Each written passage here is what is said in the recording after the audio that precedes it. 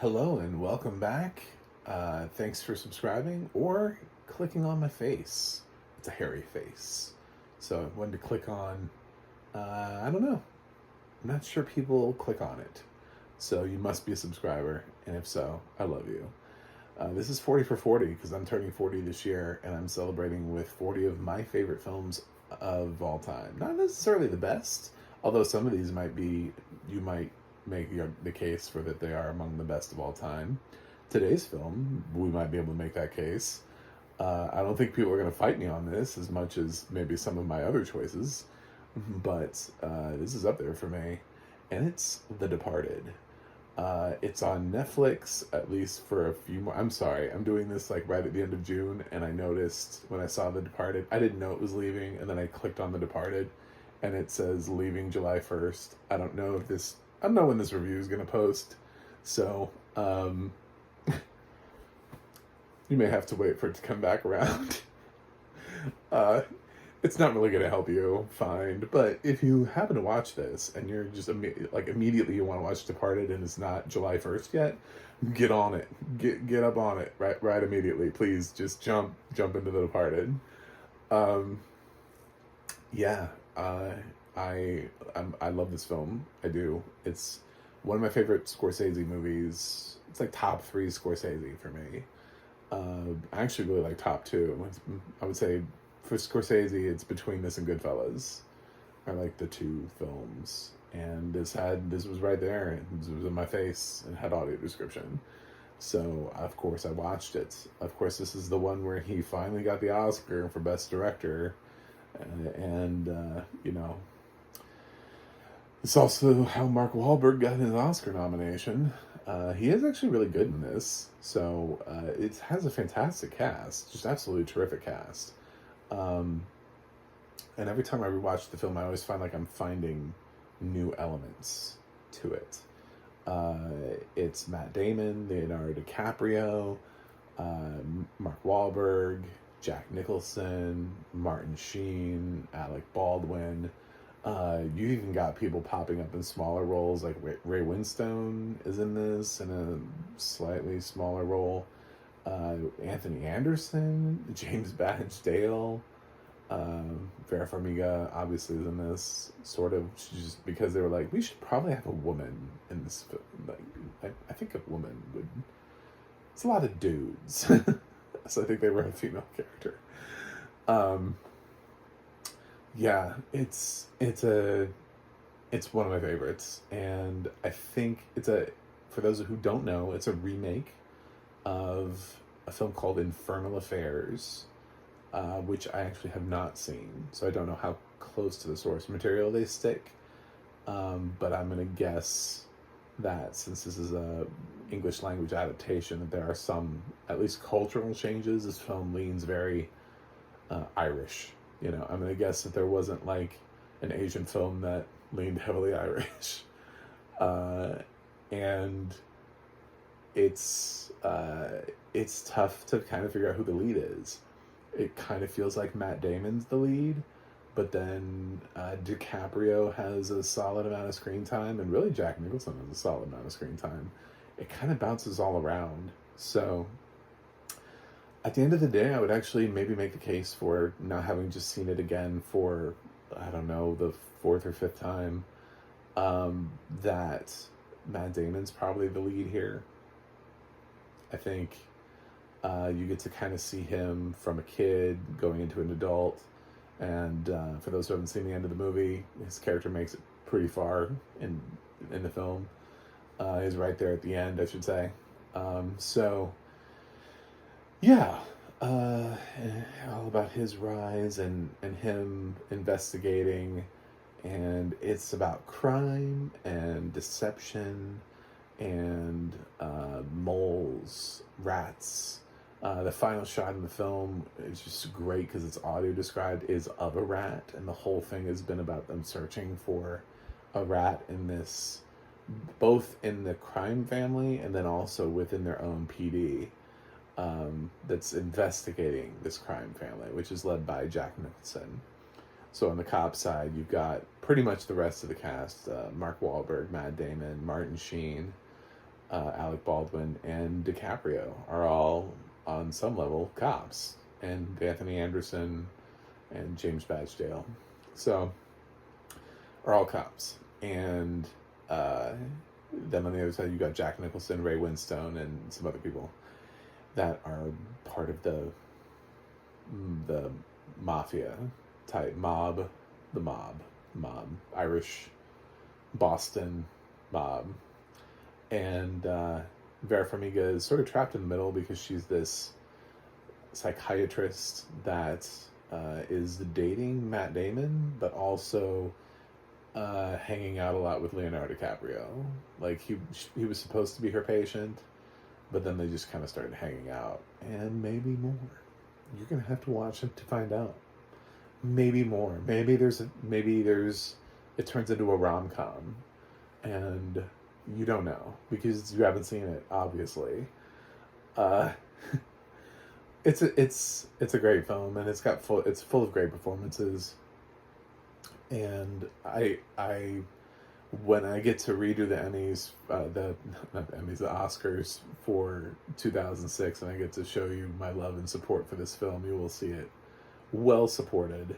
I saw this in theaters when it came out, and it just kind of blew me away. I'd already seen a lot of Scorsese things and Scorsese adjacent things. I mean, let's be honest, it kind of feels like Scorsese made Heat. I know he didn't, but you wouldn't believe the amount of people I've run into who think he did direct Heat, because Michael Mann is not quite as well known. They'll list it as being one of their favorite Scorsese movies. I don't know if you've had that before, but I have. I've run into people who are like, "Oh yeah, I really love those Scorsese movies. Yeah, like Raging Bull and Goodfellas and Heat. He just done some really good films." Yep, he did 2 of those. So yeah, it's it's funny how sometimes a film just feels like it was directed by Martin Scorsese, but it wasn't. It's The Departed is everything that I wanted in this sort of rewatch. Plus, I guess it's good to have a film that's had some clout to it since I've been picking some silly films.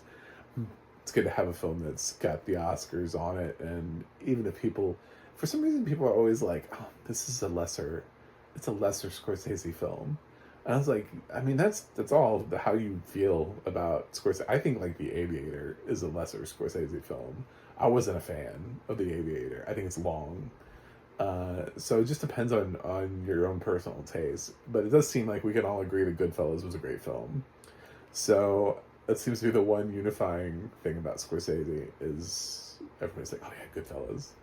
And then after there, it's just like in personal taste. But I love a lot of his work, and I'm glad that he got a director nomination and won. And maybe he'll do it again this year for Killers of the Flower Moon. Matt Damon brings a lot of complexity to his character here. This is one of his best performances, by the way. He's essentially looking for himself, which is hilarious. And he plays a very brash, cocky, guarded character, and he's got secrets that he can't tell everybody, and he has to work both sides, but he's also trying to work his way up through the police ranks, because the higher he gets, the more useful he becomes to his crime boss. Yeah, and then I thought he's terrific in this. I missed the fact that Jack Nicholson stopped acting. He was supposed to do one more film, and then he never did. He was attached to a remake of a German film. I think it was called The Comedian. And that fell through, and he never got to make that project. He's still alive. I mean, hopefully. Hopefully I didn't just jinx it by saying that before I post this video. But he's been seen at Lakers games. Anyway, yeah, it's a great performance from him. It feels a little Nicholson, but that's only because Nicholson he's done stuff like this before, sort of in that badass, menacing sort of way. It feels like a conglomeration of maybe like A Few Good Men mixed with that, I don't know,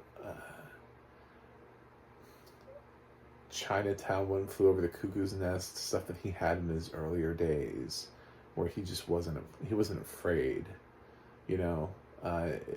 It was just kind of like a different sort of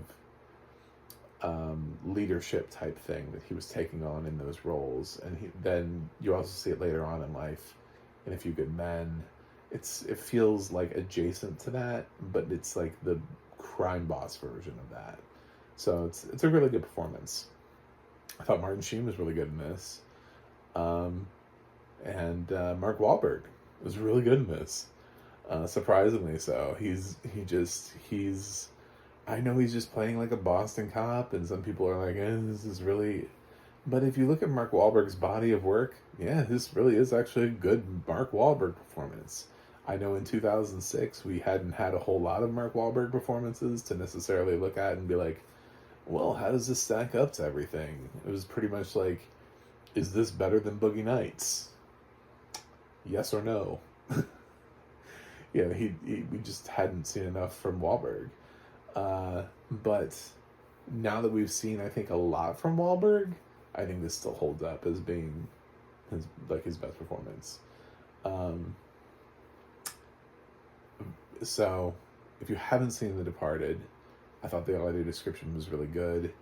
It points out a lot of really interesting attention to detail moments, things that I wouldn't have thought were important. Like, I love the rat scurrying at the end. It just it actually brings the film together so much to remind people of that final shot of Scorsese's. It has no real bearing on anything. It's just Scorsese's final shot. And considering what you just watched, you're like, yep, that makes sense. That's a great final shot. And yeah, I'm trying not to spoil it because I don't know how many people have actually seen Departed. Celebrate the film without actually talking about it, dancing around it without, actually giving anything away. So, watch The Departed. It's on Netflix at least for, God, I hope like a day or two. And I'm giving The Departed an A+. It is one of my favorite films of all time, and I think I can still say that because, again, it's 2006, it's now 2023. There's enough time. There's enough time. This film hasn't changed at all. It didn't decline. I wasn't watching it and I wasn't, like, bored. It's 2.5 hours long and I wasn't like, this film. Didn't feel that. So, I was engaged in it again. I don't know if it's a film that I can just sit around and watch like every day, because I feel like maybe then I would get bored. But it's a film I could watch every couple of years for sure, and be engaged. So, thank you for watching and thank you for subscribing.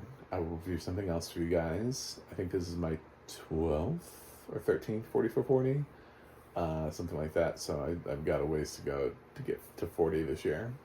So have yourself a nice day, and check out my website, macthemovieguy.com. You can go to Twitter, Instagram, and follow me at macthemovieguy. You can go to the audio description project, adp.acb.org. It'll let you know what is audio description, where you can watch it. And you can go to the ADNA.org. That's the ADNA.org. And you can look up who's describing your favorite films and television series. I will review something else and see you guys on the other side.